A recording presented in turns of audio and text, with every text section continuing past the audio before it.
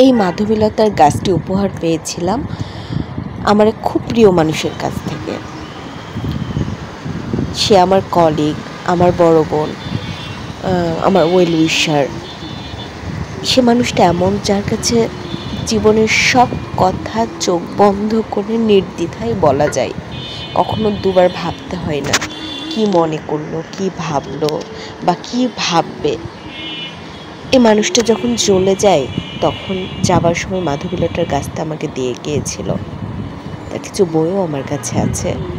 But এই গাছটার প্রথম দিকে খুব যত্ন করতে পারলেও মাঝখানে একদম যত্ন করতে পারি নাই, যার কারণে গাছটা একদমই মরে গেছিল। অল্প একটু ডালপালা ছিল, বাট তারপরেও গাছটা কন্টিনিউয়াসলি ফুল দিয়ে গেছে।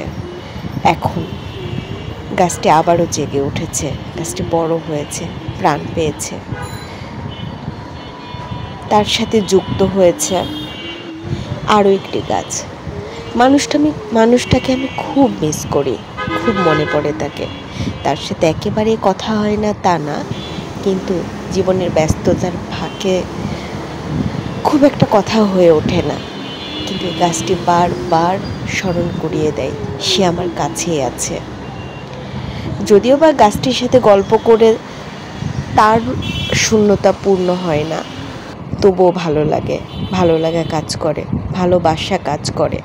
গাছটি যখন তার ফুলে নানান সময় নানান রং দিয়ে যায়, তখন মনে হয় আমাদের সে রঙিন জীবনগুলো, রঙিন কথাগুলো এখনও আছে, এখনও জেগে আছে। কথাগুলো প্রাণহীন নয়, এখনও প্রাণ আছে। রঙিন কাপড় পরে ঘুরে ফিরছে বারবার সেই পুরনো দিনগুলো, পুরনো স্মৃতিগুলো এখনও চোখের সামনেই আছে, এখনও ঘুরছে জীবনে। পুরনো দিনগুলো হয়তো আর ফিরে পাবার নয়, কিন্তু নতুনভাবে রঙিন হয়ে উঠুক আমাদের জীবন, শত দূরত্বের মাঝেও।